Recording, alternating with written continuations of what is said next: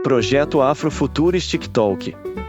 Realização Cult SP, São Paulo Governo do Estado, Secretaria da Cultura, Economia e Indústria Criativas. Coordenação Associação Cultural REG. Parceria com Tony Prada Entretenimento Arte e Cultura.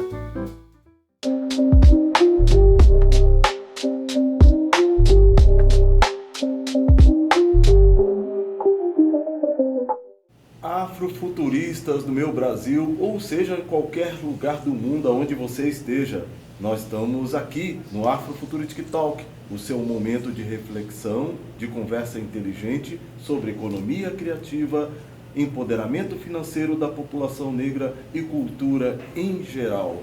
E você vai poder estar sempre com a gente aqui, seja no YouTube, seja nas outras plataformas digitais. Hoje eu estou recebendo aqui uma sumidade, além de tudo um grande amigo, que tem um papel extremamente importante na cultura urbana, na cultura negra brasileira e, em especial, no audiovisual brasileiro. O nome dele já é uma poesia, né?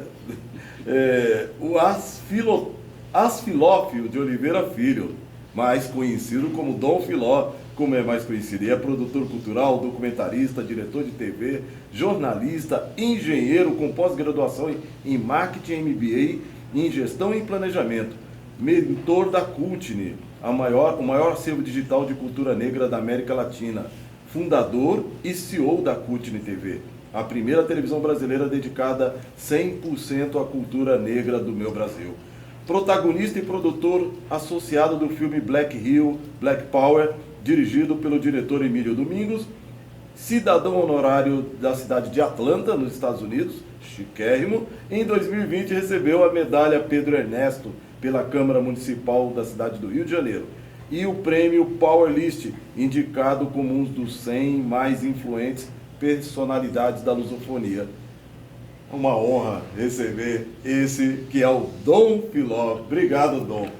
Obrigado. Uma alegria enorme receber você aqui e dizer que você é uma inspiração para todos nós que trabalhamos com cultura e em especial para nós que trabalhamos com audiovisual.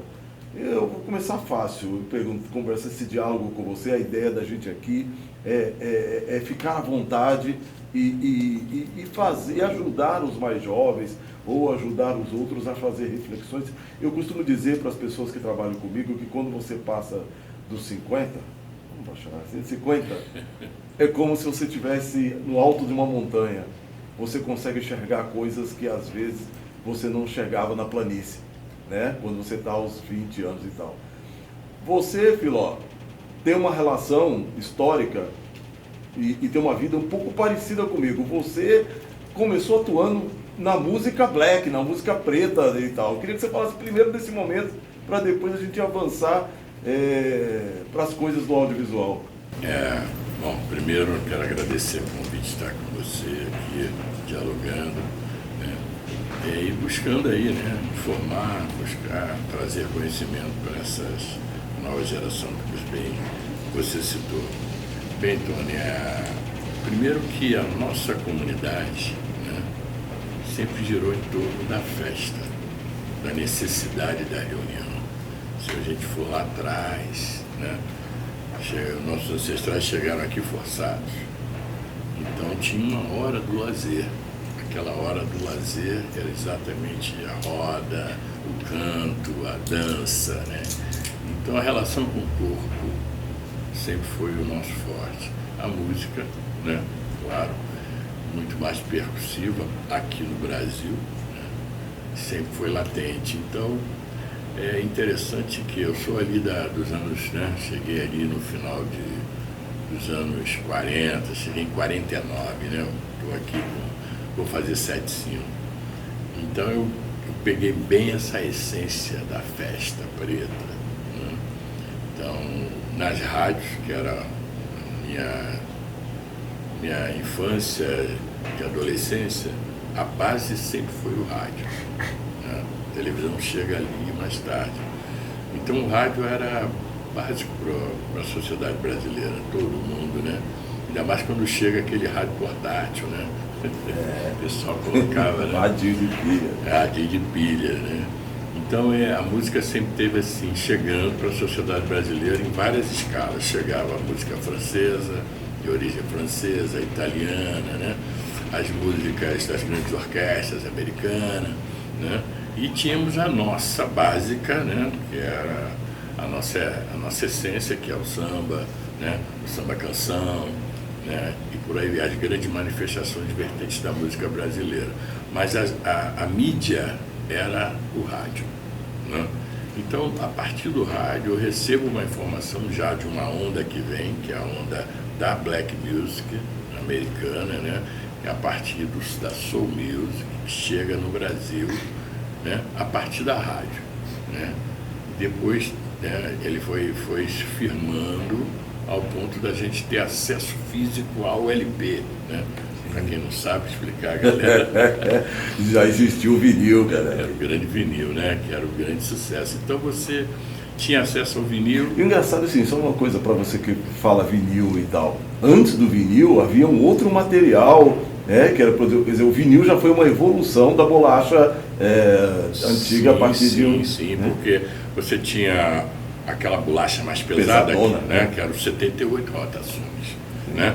78 rotações, aí depois tinha o compacto, né? Aí veio o vinil mais leve e com mais bandas de música, né? Ou seja, mais espaço, chegando a 12, 14 faixas, por aí, né?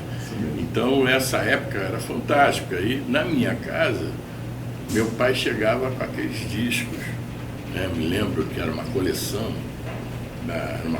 de discos que tinha lá todas as informações, samba canção, bolero, samba, tinha tudo naquela caixa, né, que você comprava, que era uma coleção. E a gente ouvia todo domingo, porque domingo era o dia das famílias se reunir, aí vinha todo mundo para a casa da matriarca ou do patriarca, né? Isso é a família negra, né? E aí a gente ouvia aquela música, e tinha a galera, né? Meu pai, meus tios, né?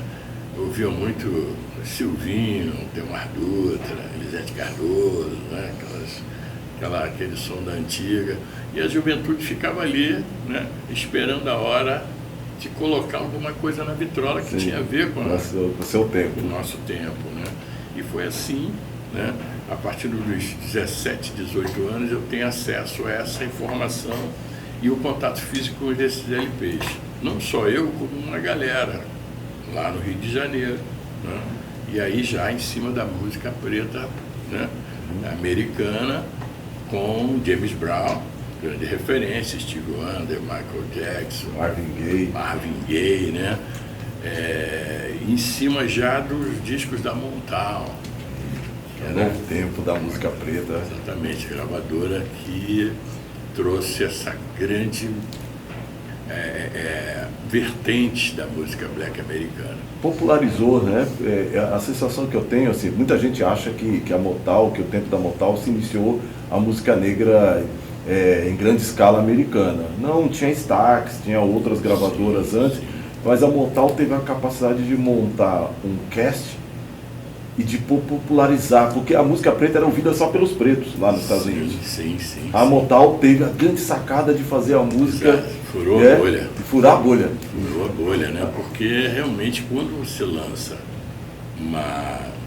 por exemplo, um disco que explodiu, Marvin Gaye, Mercy, What's Going On, aquilo ali, quando vem, explode. Né?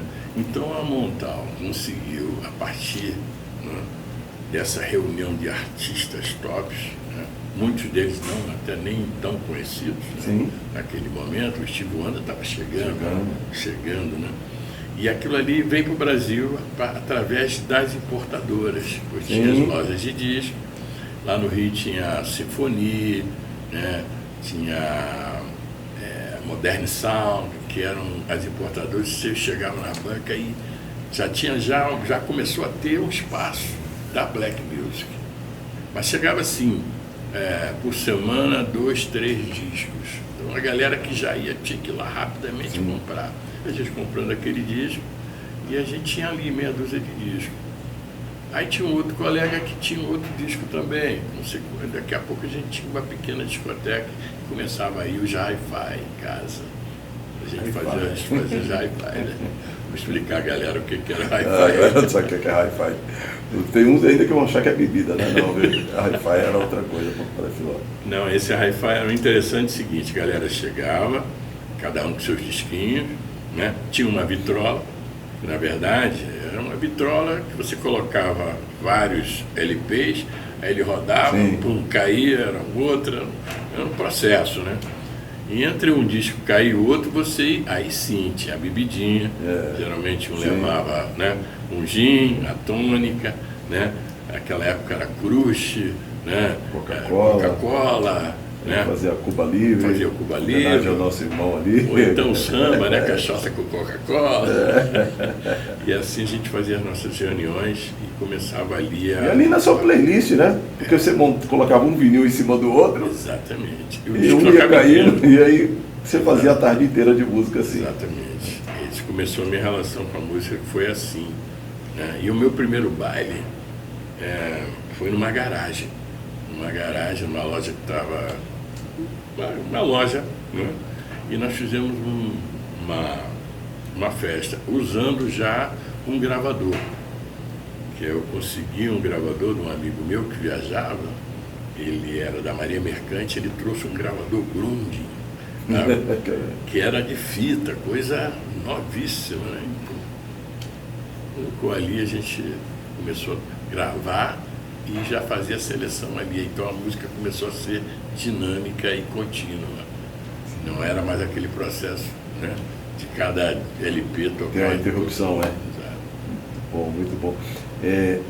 E a gente está falando assim, é impressionante como a música sempre teve um fator agregador da comunidade preta. Tem uma coisa, eu sempre acho, eu posso estar enganado, e às vezes até vejo uns filmes da comunidade judaica ou de outras comunidades que também tem uma relação muito interessante. Os árabes têm uma relação muito próxima da música também, mas é impressionante como os negros da diáspora utilizaram a ferramenta da música e da cultura em geral, mas em especial da música para várias situações, para várias utilidades. A música era unificadora,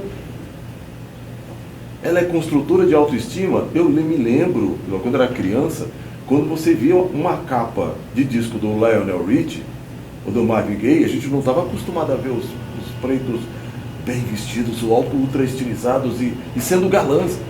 Você olhava para a TV brasileira, você não se via representado.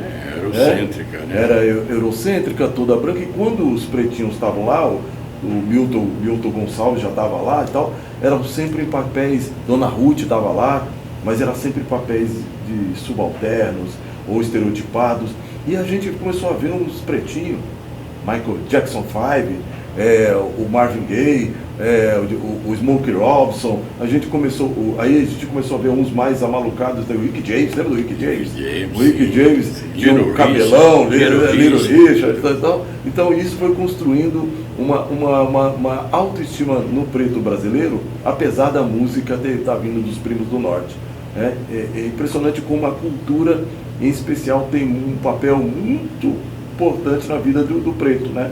Não, com certeza, eu fiz isso na prática, porque quando a gente, isso já, estou falando dos anos 70, quando já no Renascença, né, que é o Clube da Negrada lá no Rio de Janeiro, em que eu fiz parte, grande parte da minha adolescência até então, ali a gente fez o primeiro baile de fato, né, um baile já black para 1.000, 2.000 pessoas. Que ano foi isso?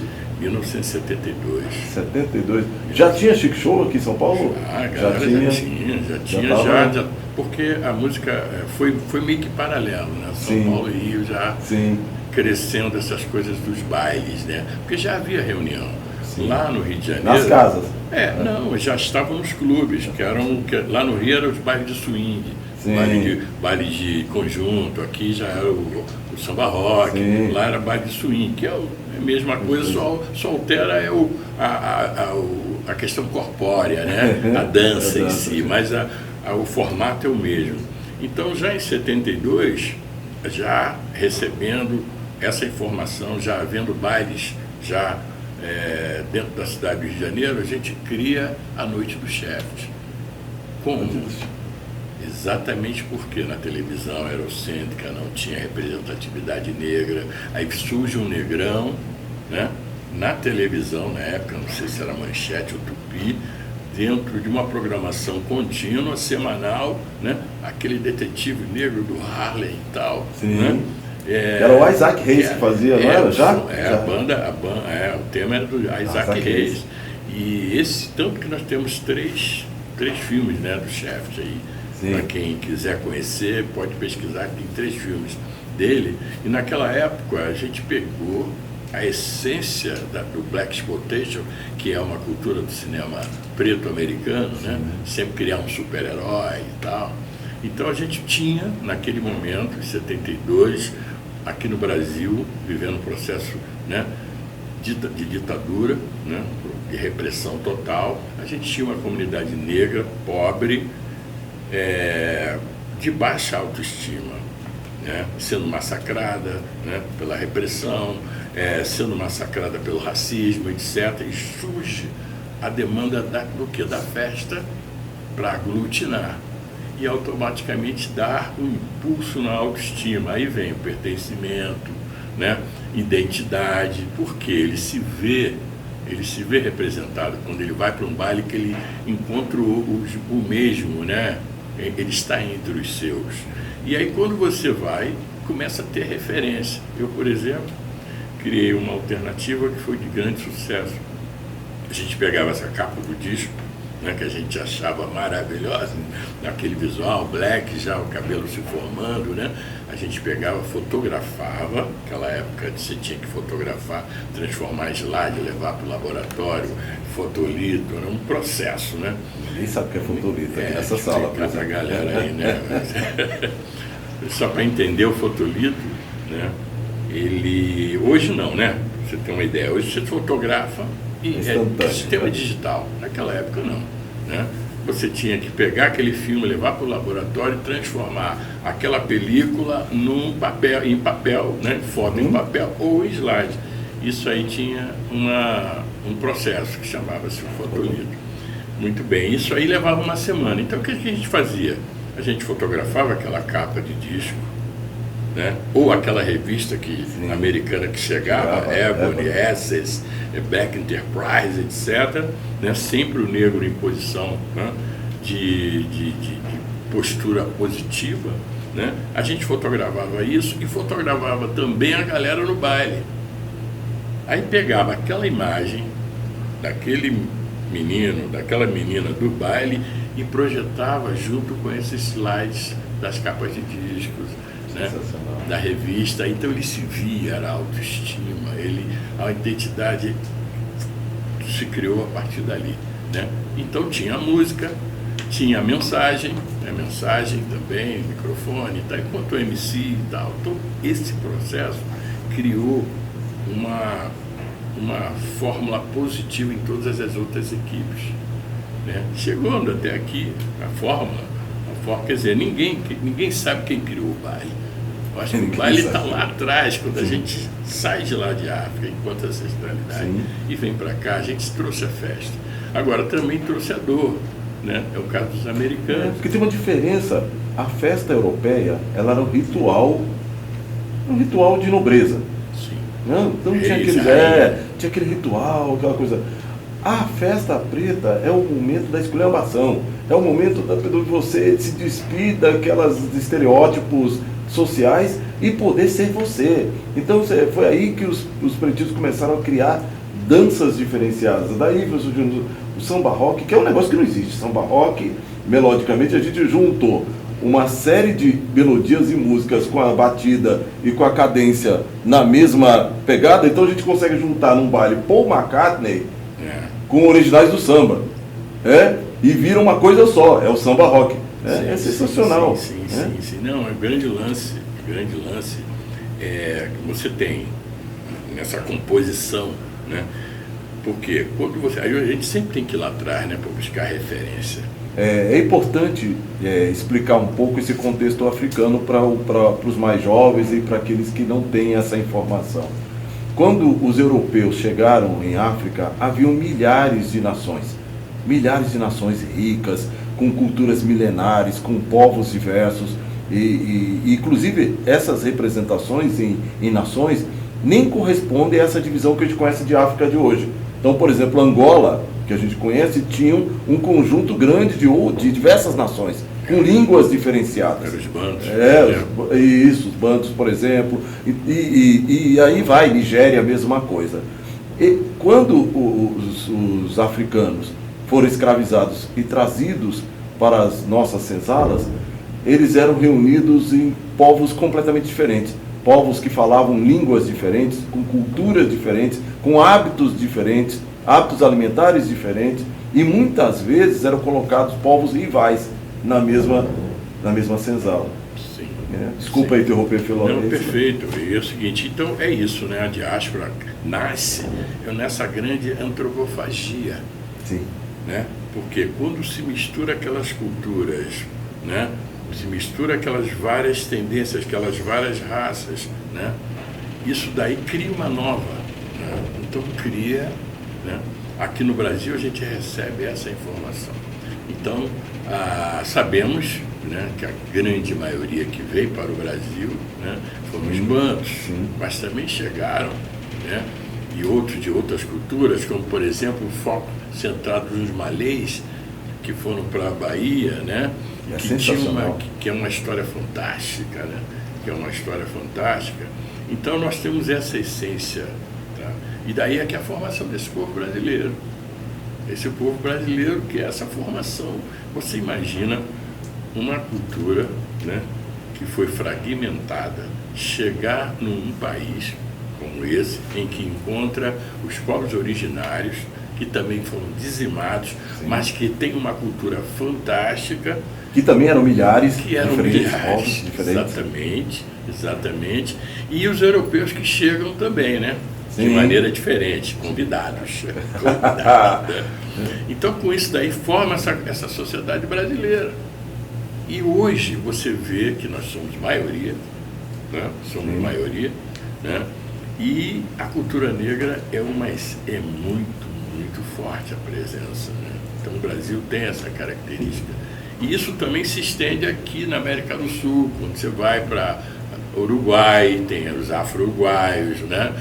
Tem os afro-colombianos, os afro-peruanos, né? A Argentina assumiram com os negros, mas tem um resíduo lá, entendeu? Então tem essa questão toda e muito incrível a força da cultura negra. Você vê, eu converso muito com irmãos da comunidade árabe, comunidade judaica, e aí você percebe que mesmo o judeu pobre, o árabe pobre, aqui em São Paulo, por exemplo, é muito comum que a família árabe judaica tenha uma lojinha no Brás. Ali na região da 25 de março e tal, muitos deles se instalaram ali comercialmente e tiveram a possibilidade de ter um negócio, e muitos dos filhos desses árabes e desses judeus, aos 14, aos 13 anos, já estavam na caderneta fazendo a gestão financeira da lojinha. Sim. Isso lhe dá uma perspectiva de entender como é que funciona a lógica do capital, a lógica do dinheiro, mais especificamente do dinheiro, falando assim. Tem até o próprio ministro da Fazenda, Fernando Haddad, ele conta as histórias dele, ele é filho de árabes, libaneses, e ele aos 14 anos estava cuidando da caderneta da lojinha no Brás. Então isso e com isso é educador. E aí eu comparo um pouco com a minha própria história. Eu fui começar a ter noção do dinheiro, Filó, de como é que ele era, assim, do que é lucro. Tem um monte de negro empoderado, artista, que até começa a ter acesso ao dinheiro, mas ele não tem noção do que é recurso para novo investimento, o que é lucro, o que ele põe no bolso, o que ele investe, e o que ele retorna a investimento. Então, mas você tem uma história um pouco diferente, eu queria que você falasse um pouco disso. No geral, a nossa comunidade está sempre pela sobrevivência. Sim. É sempre pela sobrevivência. Então, se faz para sobreviver. E é meio que aqui agora. Amanhã a gente vê como é que vai ser. Sim. Esse corre. Apagar incêndio. É esse. Sempre apagando incêndio. Eu tive uma experiência muito incrível, né? Meu pai, ele chega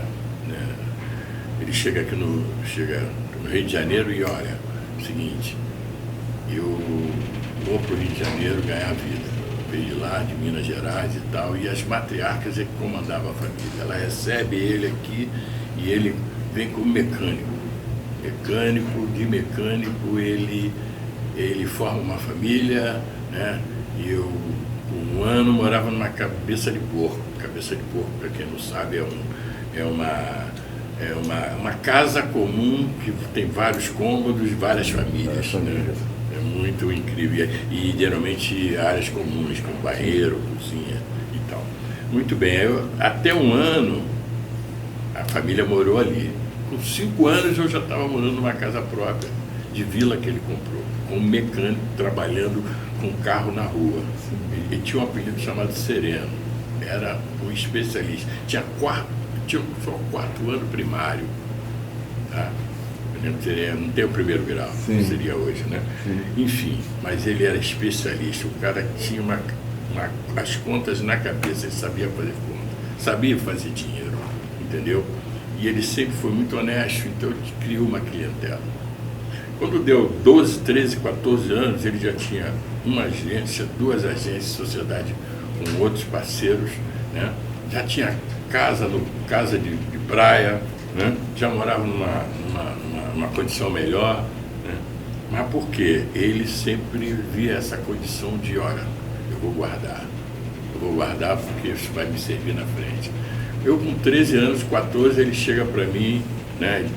Eu tinha horror à graxa, né? Claro, criança queria estar jogando bola e tal, aí passava uma graxa no meu braço, sabia já que não era para ir para a rua. Aí eu me liguei e falei, ele chegava, meu filho, eu não quero você mecânico, eu quero você aqui porque eu preciso de dinheiro.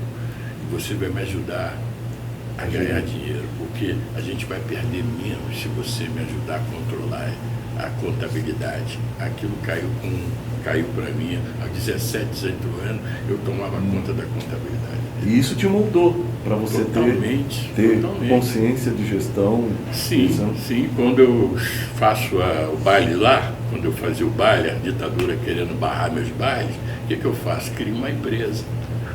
Crio a São Grand Prix Produção, CNPJ, tirava uma empresa, pagava imposto. Todo aquele sentido da empresa do meu pai eu levei para o negócio, da cultura, da festa, do baile. Aquilo dali fez com que eu chegasse a ter um contrato com o Warner Bros, a WA, lançar, e com isso daí lançar LP São Grand Prix 1, 2, 3, trabalhar a banda Black Rio, Carlos da Fé, enquanto gestor, entendeu? Foi exatamente essa base. Pena que a grande maioria não tem, nós não temos essa cultura.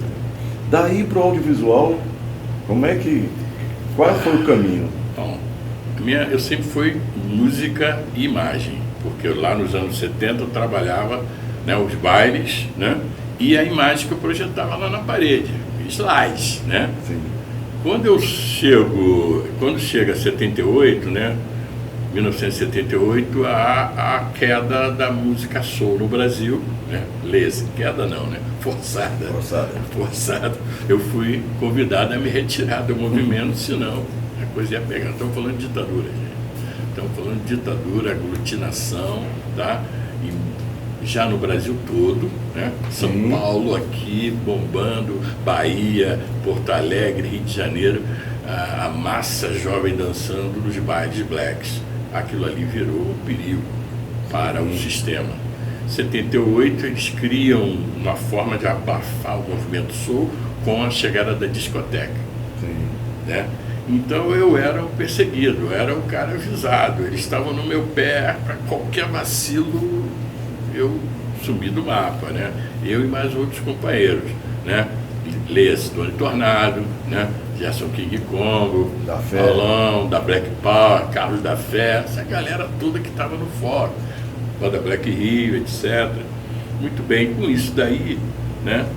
Eu cheguei em 78, falei, vou tirar meu time, e aí eu tiro meu time, durante 1 ano, 2 anos eu saio e vou para buscar um outro caminho. Chego no Harlem, aí no Harlem fico um tempo lá, consigo absorver mais e mais aquela cultura, né? E volto já com o advento tecnológico do VHS.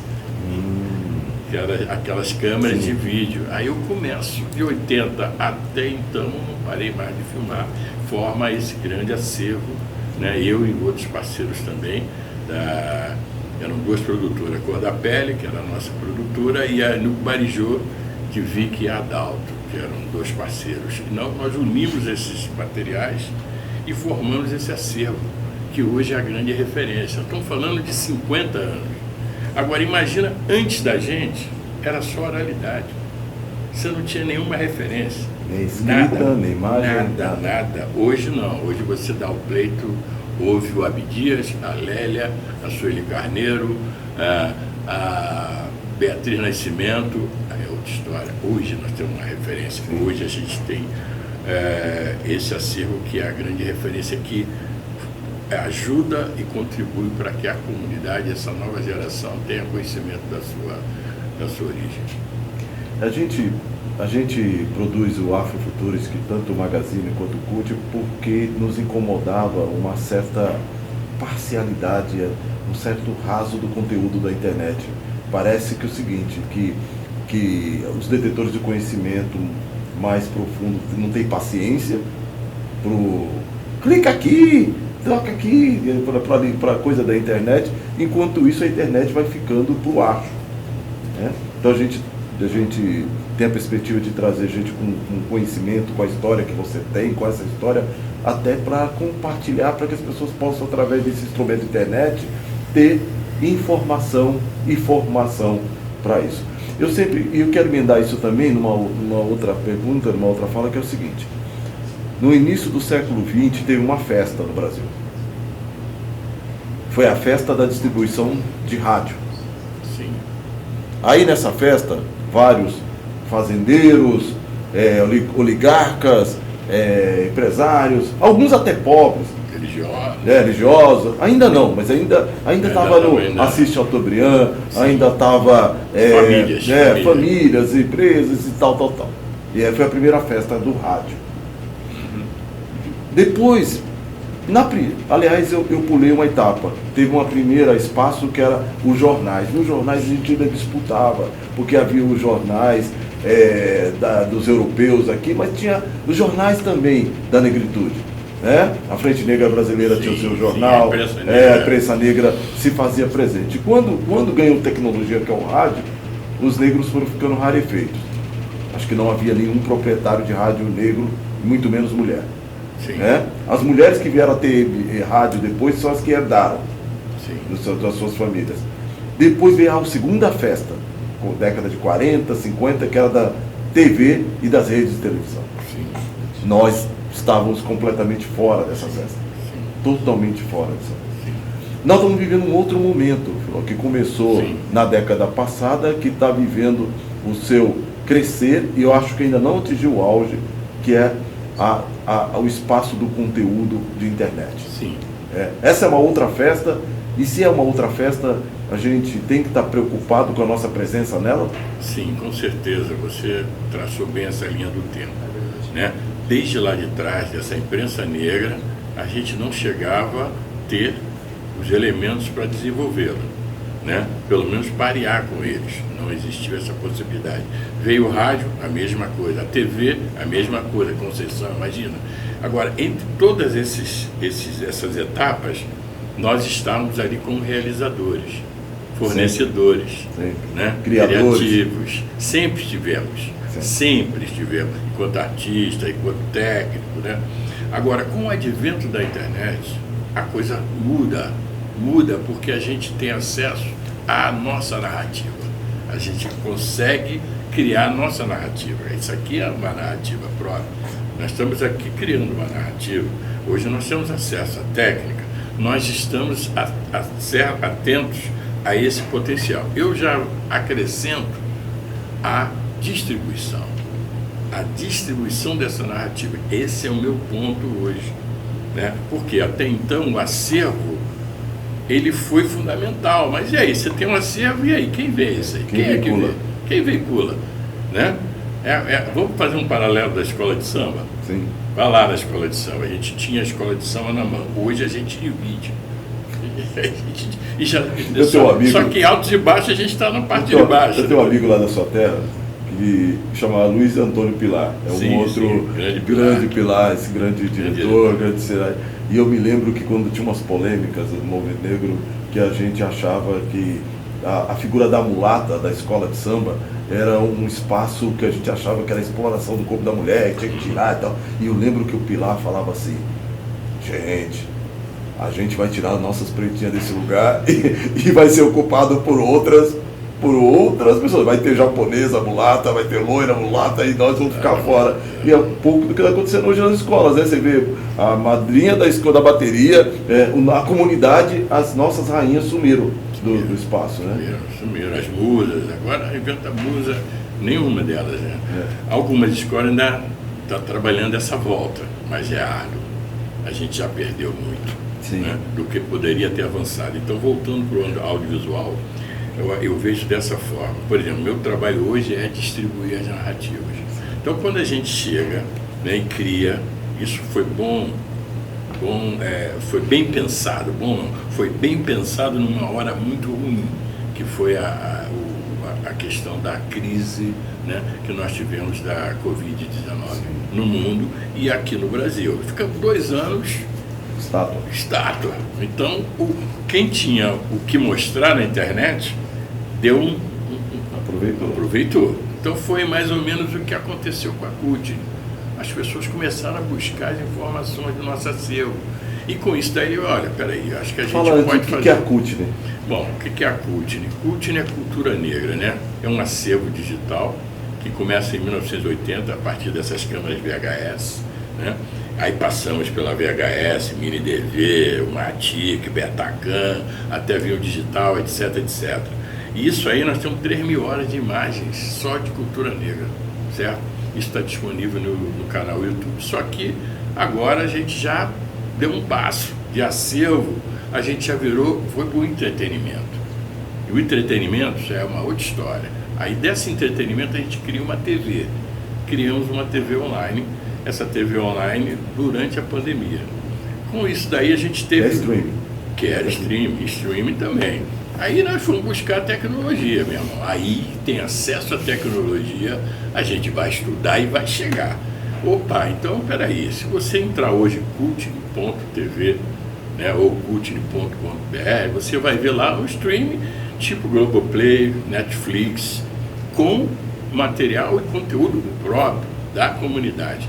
Só que nós tivemos um outro ponto, que é o upgrade que a gente conseguiu dar, criando uma TV online dentro dessa plataforma. E ela ficou disponível lá.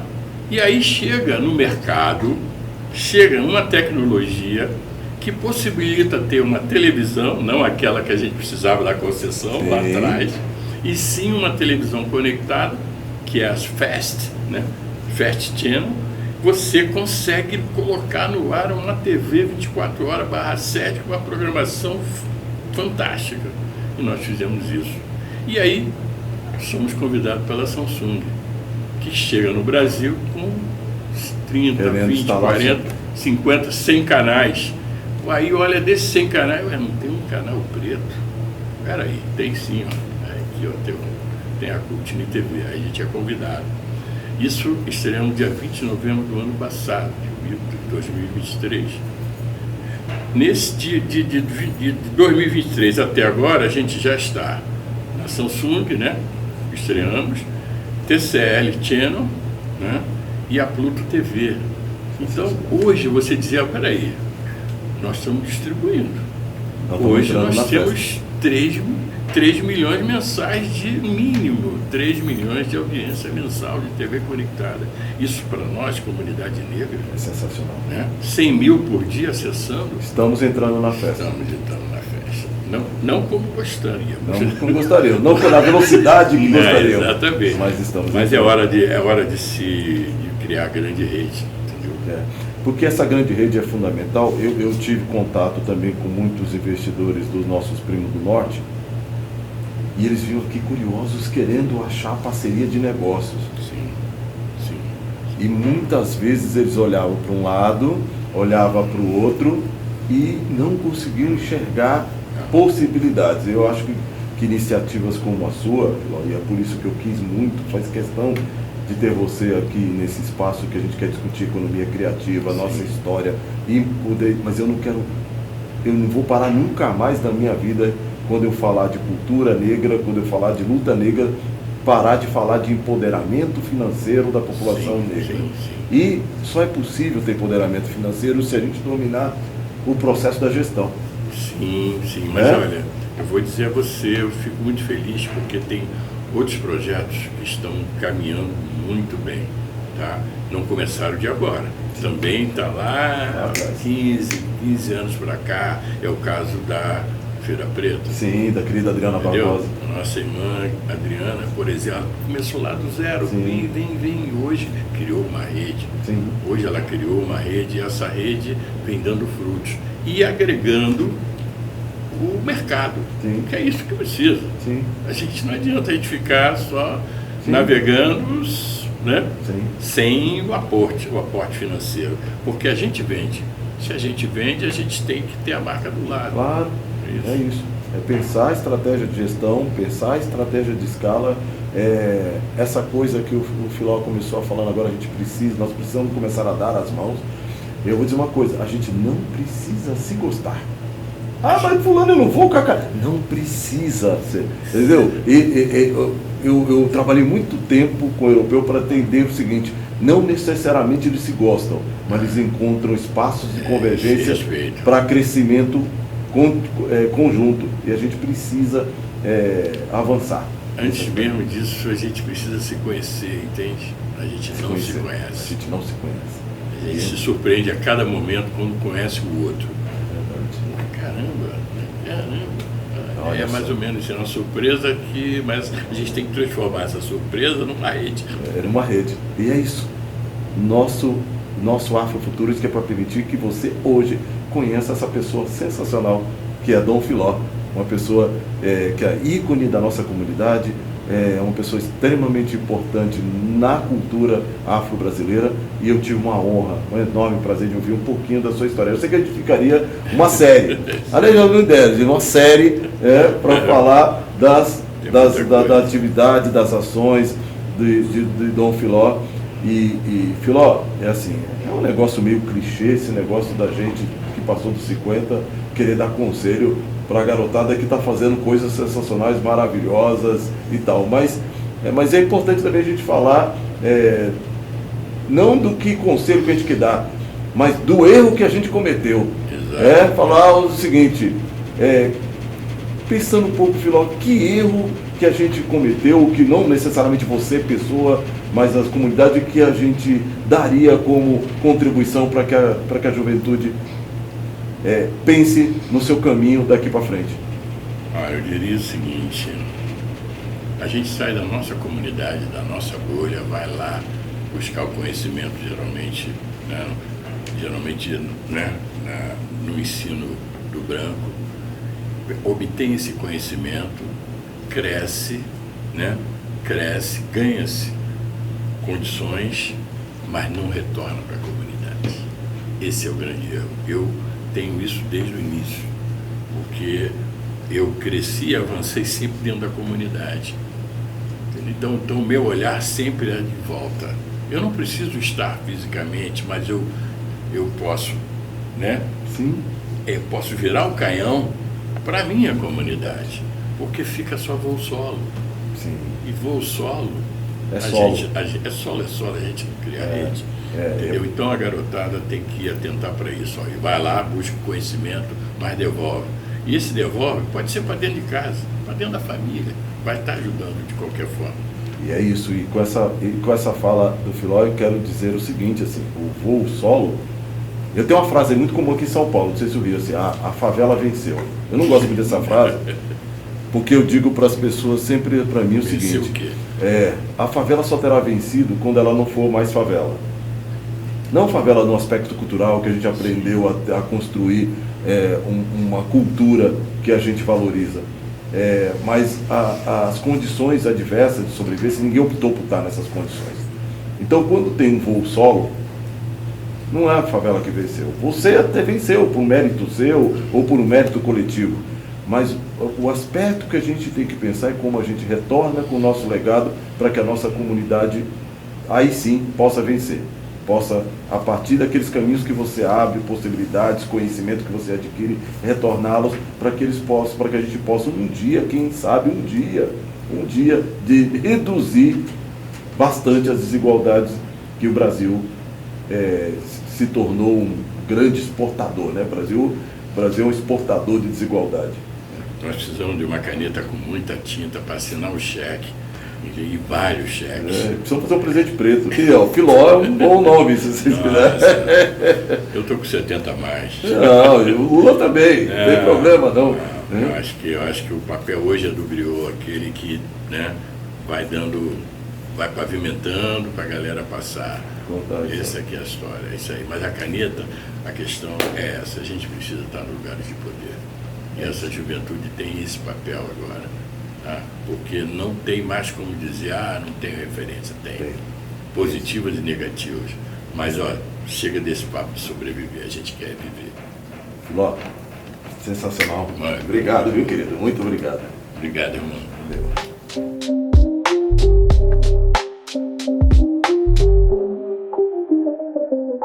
Salve, salve, afronautas! Sejam bem-vindos à nossa revista digital, onde a gente tem a oportunidade de discutir economia criativa, empoderamento financeiro da população negra e todos os aspectos que circulam sobre essas questões. A gente tem sempre o prazer de convidar gente interessante, gente importante, gente com muito conteúdo e gente inteligente, levando conteúdo para você também, internauta inteligente. Hoje eu estou recebendo aqui uma velha, embora ela seja jovem, uma velha e grande amiga, embora ela seja muito jovem, porque eu já era mais velho, a Marta Celestino. Marta Celestino, eu a conheci, a gente vai falar um pouco disso. Quando eu conheci a Marta Celestino, ela era parte do processo do grupo de gente que estava em torno do hip hop, não é isso, Marta? É isso aí, movimento hip hop sempre. Então, se apresenta, Marta, fala o que você anda fazendo, quem é você? Bom, eu sou Marta Celestino, atualmente estou CEO da Ebony English, uma empresa de educação, uma escola de inglês com cultura negra. Venho do movimento hip hop, sou Yalorixá também, e aí continuo trabalhando para que a gente consiga incluir o nosso povo, para que a diversidade seja mais nativa nas nossas relações sociais. É esse trabalho de formiguinha que eu venho fazendo desde sempre. Eu trouxe você aqui porque você é mulher guerreira, empreendedora, construindo um processo tão difícil para nós da população negra. Mas antes eu quero falar um pouco desse momento hip hop. Que sementes o hip hop plantou para que a gente tenha a Marta de hoje? Ixi, muitas sementes. O hip hop foi muito importante no final da minha adolescência para a minha juventude, né? Isso mudou de lá para cá. Porque as letras naquele momento traziam um contexto histórico, um contexto social em que a gente se identificava. Além da questão da rima, que hoje, como Yalorixá, como Maianifá, depois a gente pode falar isso em outro momento, eu entendo a importância da rima e do ritmo e do flow das palavras da nossa boca e como aquilo me chamou a atenção e como aquilo me prendeu. O hip hop com certeza me ajudou muito a entender o que a gente chamava de sistema, porque naquele tempo não tinha nome para racismo estrutural, não tinha nome para racismo recreativo. Que não tem nada a ver com esse sistema que as pessoas andam combatendo hoje em dia. Exatamente. Né? Então, com certeza o hip hop foi muito importante como uma base política, como um entendimento como cidadã, como pessoa, sabe, global. Legal. E me diga uma coisa, você nasceu em que região? Nasceu da onde? Veio da onde? Qual é a base que faz a Marta Celestino? Eu fui criada no centro da cidade de São Paulo. Morei até meus 18 anos aqui na Praça da República, ali em Marechal, onde é Cracolândia hoje, né? Marechal, Praça da República. Então fui criada aqui no centro. No centro a gente tem mais acesso à cultura, porque tudo é perto. Sim. Você vai, tem teatro e tal, mais perto você vai andando, né? Não tem muito problema, porque naquele tempo também tinha essa coisa de mãe doméstica, não tem dinheiro para condução. Então, ser criada no centro também foi importante para ter boas escolas que no centro tinha e me ver em alguns lugares. Musicalmente, o centro é muito diverso. Isso também me ajudou a entender esse universo mais artístico, mais cultural. E também as interseccionalidades que não tinha esse nome também. Então, no prédio onde eu morava, tinha uma mulher que era peruqueira, a dona Marilda, não vou esquecer dela nunca. E muitas mulheres, né, trans iam lá, travestis. Dona Marilda, vem fazer minha peruca. A mulher era perfeita. Então, essas pessoas eram pessoas do meu dia a dia. Então, nunca foi uma coisa separada na minha cabeça. Sempre eu tive no meio dessa diversidade. Isso foi bom para mim como pessoa. Sim. E como é que nasceu a Marta empreendedora, a Marta empresária? Como é que você... Assim, aliás, antes, você se imaginava nesse lugar? Antes? Cara, essa pergunta é muito louca. Porque assim, a minha geração não tinha plano de carreira. A gente arranjava emprego para sobreviver. Era isso daí. Era no flow. Era. Só que eu sempre fui muito curiosa. Então, eu tinha o inglês da curiosidade, então eu já falava inglês cedo porque eu me arriscava. Eu sempre fui da tecnologia, então cedo eu operei telex, ninguém nem sabe o que é isso. Mas eu operei telex, eu operei fax, porque aqueles homens mais velhos, brancos que trabalham comigo, não tinham coragem de lidar com tecnologia, mas eu tinha. Então, eu me entendo como uma pessoa que empreendeu no ambiente corporativo. Porque eu sempre estava num projeto diferente, num projeto legal, porque eu ia lá e falava, não, deixa aí que eu desenrolo, me dá isso daqui que eu faço. Então, eu acho que essa forma como eu tinha de lidar com as novidades, empreendendo, né, a minha intelectualidade ali, me fez, a hora que eu fiz uma transição de carreira, empreender naturalmente, porque eu não fiz transição de carreira para empreender. Eu fiz transição de carreira porque eu não estava aguentando mais o mundo corporativo, porque eu já estava doente, porque, sabe, eu não queria. Queria fazer um sabático. Fui para Nova York, filmei lá uma websérie para Ebony, que não era para fazer isso, mas acabei fazendo. E acabei empreendendo porque aquilo era uma oportunidade. Eu sou uma pessoa que não gosta de perder oportunidades, então empreender para mim foi uma oportunidade. E aí eu fui, então, para uma empresa menor, exercer os conhecimentos que eu adquiri nas multinacionais, né? O que eu adquiri na universidade. Foi ali que eu fui me testar, sabe? Sim. Tua formação? Eu sou administradora e também tecnóloga em finanças. E formação técnica em publicidade. Legal. Fala da Ebony. O Ebony English seu inglês com cultura negra. A gente está há 16 anos no mercado. Claro que eu não estou lá todo esse tempo. Um dos fundadores, que é meu sócio hoje, é o Rodrigo Faustino, que você vai conhecer, se é que vocês já não se conhecem. Eles tiveram a ideia, então, na época da Fateca Afro, porque eles perceberam que, para as pessoas negras, primeiro, o acesso ao inglês, caro, muito caro. Segundo, aquilo não engajava, nem se usava esse termo naquele tempo. Mas quando você vê uma cultura que não é sua, quando você não se vê representado, você não quer consumir aquilo. Então é difícil aprender inglês. Só que no trabalho, e eles eram do TI, muitos do TI ali, você precisava ter inglês. E aí, primeiro, você precisava da faculdade. Beleza, conseguiu a faculdade. Depois você precisava de um inglês. Era difícil. Então, você sempre tinha um problema para você ascender em carreira. Então, eles entenderam que tinha um público, que era mais de 50% da população, que provavelmente estava enfrentando os mesmos desafios, e resolveram criar a Ebony. Passou um tempo, então, aí eu entrei na Ebony, fui responsável pela transformação digital, pela reestruturação do pedagógico, das nossas práticas comerciais e tudo. Viramos uma EdTech mais recentemente.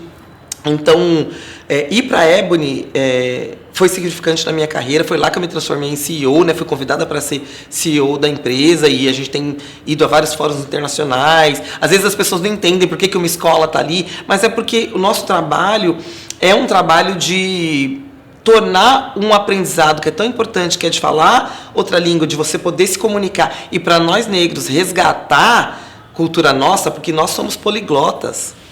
Se a gente vai na África hoje, uma pessoa africana não fala menos que 4 idiomas em vários países. Só que a gente veio para cá e a gente foi educado a entender que falar outros idiomas é o lugar do privilégio. Então, o nosso trabalho é tirar o inglês do lugar do privilégio. Levar a cultura negra, levar a diversidade e agora, mais recentemente, o ESG para dentro dessa sala de aula, para que seja uma sala de aula relevante para as pessoas. E eu me lembro, quando eu estava secretário de Igualdade Racial da Prefeitura de São Paulo, eu me lembro de um dado momento ter encontrado com o CEO da Google no Brasil. E ele perguntava assim: secretário, eu estou com uma dificuldade tão grande, o que foi? Eu queria ter diversidade na Google, eu queria trazer os negros para dentro da Google. Eu disse para ele: mas o que é necessário para você montar um grande contingente de negros? Aí ele dizia assim: precisa ter cerca de 16, 17 anos, precisa estar estudando engenharia ou matemática, precisa falar pelo menos mais 2 idiomas, e ele fez uma lista. Aí eu olhei para ele e eu falei assim, não, e eu vivo conversando com entidades do movimento negro e não consigo ter entrega. Eu olhei para ele e falei, querido, não tem. Ele falava, não tem. Eu falei, não tem. Você não tem nem branco com esse perfil, Tony. Eu falei, não tem. E vou dizer para você, pode ter um talento, um outro, muito específico, mas não tem. E é verdade, não tem nem branco. Nem branco com esse perfil. E ele falou, mas o que eu faço? Eu falei, forme. Deu certo o seu conselho. Forme. Abra possibilidades das pessoas. Primeiro, você tire o inglês de eliminação em RH. E ofereça a ele depois. Se você reconhece que é um mega talento, e eu sempre fiz uma brincadeira o seguinte, na periferia, porque é meio natural que a sociedade humana de vez em quando forme pessoas, jogue pessoas no universo que são absolutamente fora da curva, que são absolutamente excepcionais. E você imagina um país que tem 50% de população ou 57% de população negra, quantas pessoas e megatalentos fora da curva se perdem? O país perde. Né? Então eu fico imaginando o seguinte, se a seleção de futebol brasileira tivesse o mesmo comportamento que a maioria das empresas, o Brasil teria perdido Garrincha, o Brasil teria perdido Pelé, o Brasil teria perdido um número gigantesco de talentos. E você consegue imaginar o número de talentos que as empresas brasileiras e o Brasil perdem em função do racismo estrutural. E o inglês acabou virando uma ferramenta de perpetuação desse privilégio. A Ebony tem esse propósito? Definitivamente, né? Um dos nossos pilares é esse. Primeiro, tirar as pessoas desse lugar de pôr o inglês do privilégio. Eu não posso, eu não me vejo, porque ainda por cima a gente está num país que só fala português, então as pessoas às vezes não acham que é necessário. Mas dentro dessa estrutura do mundo corporativo, você vai ser eliminado, mesmo que a empresa não precise. Se você não tiver, você vai ser eliminado. Então, definitivamente, um dos nossos propósitos é não somente dar mais acesso, mas contar para as pessoas o que fazer com essa ferramenta de comunicação internacional. Porque ainda tem isso. Tá, beleza, eu tenho inglês, agora o que eu faço na minha carreira com isso? Exatamente. Muita gente não sabe. E me diga uma coisa, a gente estava conversando no bastidor, antes de começar aqui, e em todos os episódios eu pergunto sobre uma questão que os planos de negócios nos provocam a discutir, que é a questão da escala, né? Em alguns aspectos de negócios é extremamente importante. Tem muita gente preta que morreu na praia porque não teve a percepção de que era momento de escalar. Eu conheço algumas. Mas você me chamou a atenção para uma coisa muito legal, abrindo outras possibilidades. Como é que a Ebony e como é que você vê a questão da escala? Bom, essa pergunta é legal. Porque é o seguinte, a gente está num país onde mais ou menos 4, 5%, isso é um número antigo, nunca se atualiza, 4 ou 5% da população fala inglês. Se eu pudesse escalar a minha operação, eu não teria esse desafio. Então, se eu tenho lá, acho que 12 professores, todos são professores, são profissionais, pessoas que deram aula fora do Brasil, que se formaram fora do Brasil. Se eu tivesse mais 500 professores, assim, eu não teria um desafio no Brasil, porque o Brasil está no ostracismo linguístico. Né? Então, os nossos profissionais estão fora, estão para trás, os nossos acadêmicos têm mais dificuldade de colocar as suas pesquisas no ambiente acadêmico no exterior, divulgar suas pesquisas e tudo mais, porque não falam inglês ou porque não tem segurança de como se comunicar, de fazer um trabalho, né? Um artigo, submeter um artigo em inglês e tal.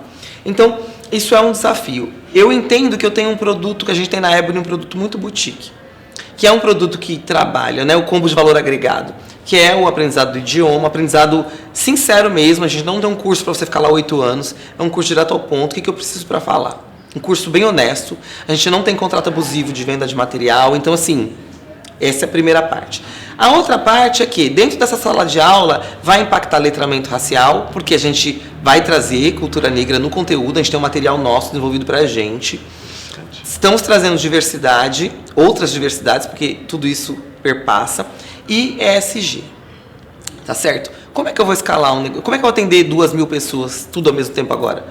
Eu preciso dizer que eu tenho tantos profissionais para dar essa sala de aula tão diversa, tão relevante, num país onde a maioria das pessoas não falam inglês e estão procurando. Então, assim, a minha pergunta é, a Ferrari está escalando?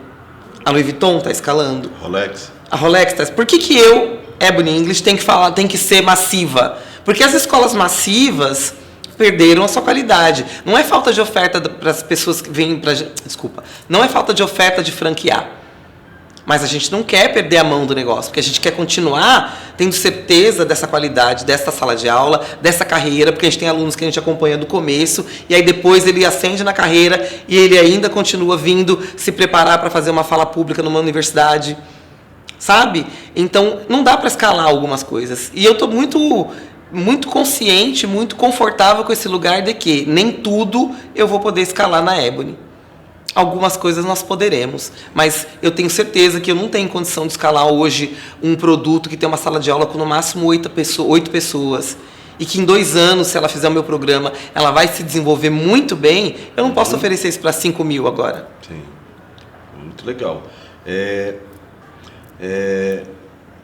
Mulher negra, como é que é lidar com o aspecto, com a ferramenta dinheiro? A gente, quando fala em dinheiro na população preta, a gente tem uma série de sentimentos absolutamente controversos. Arrepio, sonho de ter, medo de ter, ou o pior dos sentimentos, é aquele que diz o seguinte, não é para mim. Não, o dinheiro é necessário. Eu entendo dinheiro como parte do nosso legado. Dinheiro diz estabilidade, dinheiro diz longevidade, dinheiro diz perenidade. Então, assim, tem que ter dinheiro.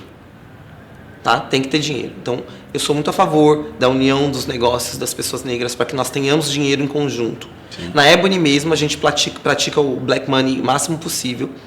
A nossa equipe tem que ter competência cultural e a gente paga uma hora mais cara do que a hora de mercado, porque eu entendo que esses profissionais precisam fazer dinheiro. Sim. Sabe? Então, dinheiro não é problema, eu sei lidar com dinheiro, eu tenho formação para isso, tenho experiência também no mundo corporativo aí, nas multinacionais, eu fui controle de gestão por muito tempo. Então, na verdade, o meu processo com dinheiro é o contrário, eu tenho que tomar muito cuidado, porque às vezes eu vejo milhões falar, mas isso não é nada. A minha cabeça ficou ao contrário. Mas eu acho que dinheiro é muito importante. A gente tem que ter educação financeira para ter os nossos negócios. A gente tem que saber a hora de investir, mas a gente tem que saber também ser criativo, porque muitas vezes a gente não tem tanto capital. Mas como é que a gente faz o que a gente quer sem ter capital? Com criatividade, com as parcerias corretas, sendo honesto com as pessoas, falando, olha, hoje eu não tenho tudo isso, mas a nossa meta é essa, se a gente chegar junto lá, nós vamos crescer junto. Então, dinheiro é uma conversa necessária. Então, poxa, mas os cursos de vocês são caros. São, porque os meus professores estudaram fora, deram aula fora. Não tenho aqui alguém fazendo bico. Então, o meu curso não custa R$100. Sim. Mas vai entregar o que estamos prometendo. Então, em termos de gestão de negócios, eu não vejo delicadeza com esse assunto de dinheiro, mas eu vejo muita importância em como trazer esse dinheiro, como fazer esse dinheiro trabalhar a seu favor e como trazer mais dentro de um ecossistema, como fazer esse dinheiro circular e se multiplicar. Recuperar a função social do dinheiro. A função social do dinheiro. Porque boa parte do dinheiro do mundo está sem função social. Exato. Tá? Então a função é especular. Na mão de 6, né? Na mão Exato. de 6. É isso. Então, esse é o recado que a gente quer sempre estar passando para as pessoas. Em qualquer sociedade humana contemporânea, o dinheiro está presente. Ela está presente na China, está presente no Brasil, está presente na Coreia do Norte, aonde você imaginar, na Venezuela, o dinheiro tem seu papel. E o que a gente quer debater, o que a gente quer discutir é a possibilidade, é o direito da população negra brasileira participar da produção da riqueza do Brasil. Não só produzir riqueza, porque produzir riqueza a gente sempre produziu. Sempre produzimos. Agora queremos participar da gestão dessa riqueza, dar papel social para ela e acho que essa é a diferença que a gente quer fazer. Sim. É isso? Ter riqueza geracional, né? Poder saber que... porque tem isso também... Não saber lidar muitas vezes, a gente sempre produziu, mas quantos dos nossos perdem, por exemplo, seus imóveis porque os papéis não estavam em ordem, um morre e aí tem que fazer inventário. A gente não pode ver assim. Então eu sou aquela pessoa que tem um seguro de vida, gente, por favor, Sabe? Guardem dinheiro, tenham seguro de ninguém pode morrer sem deixar sua família Sim. com dinheiro. A gente tem que ter lastro de alguma forma. Se a gente não tem condição de ter muitos imóveis, porque a gente começa do menos 1.000, então façam seus seguros de vida. Seguro de R$100. Mas quando você morre, teu parente, seu filho recebe lá 500 mil, Sim. Alguma coisa tem que acontecer, né? Então, assim, dinheiro e morte não pode ser tabu pra gente.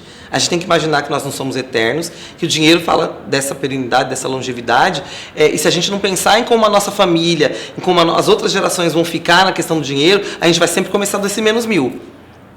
Então, é um assunto que a gente tem que falar. Muito legal. O que você falaria para Marta com 20? Enxergue a Marta com 20 anos de idade. Nossa, meu Deus. O que você falaria para Marta? Tantas coisas. Muitas coisas. Eu sempre fui muito ousada, mas eu acho que eu poderia ter pensado mais em mim como empreendedora antes. Eu não sabia que eu tinha poder de persuasão, eu não sabia que eu sabia vender, sabe? Eu sempre fui a pessoa que ia lá e resolvia, ia lá e desenrolava, e eu não soube fazer isso. Para mim, para eu ter mais dinheiro, para eu ter outras condições, sabe? Então fala para a menina agora, olha para a câmera pra aqui, cá. E fala para a menina que tem 20 anos e que sonha estar no lugar ou nas possibilidades que você vive hoje. Meninas, não tenham medo de olhar o seu rosto no espelho. Olhem para vocês todos os dias no espelho. Não escondam o rosto de vocês em muita maquiagem. Olhem para você, porque esse autoconhecimento é que faz você entender onde você está indo e o que você quer. Queiram as coisas que vocês querem. Estudem, deem prioridade à intelectualidade de vocês. E não tenham medo de se candidatar a boas vagas, não tenham medo de... se você canta, vai lá e canta. Se você é boa com tecnologia, vai lá e faça. Não tenha medo de concorrer. Concorram, porque é a intelectualidade de vocês, é esse querer que leva vocês em algum lugar. Sensacional, sensacional. Muito obrigado, Marta, por você compartilhar essa história linda, esse conteúdo lindo com a gente. E acho que foi um dos melhores que a gente fez, e eu quero agradecer você por estar aqui com a gente, dizer que sempre um prazer poder trazer gente importante, gente inteligente, gente com história e gente querendo construir uma rede de negritude com possibilidades de crescimento, fortalecimento, empoderamento financeiro e de vitória.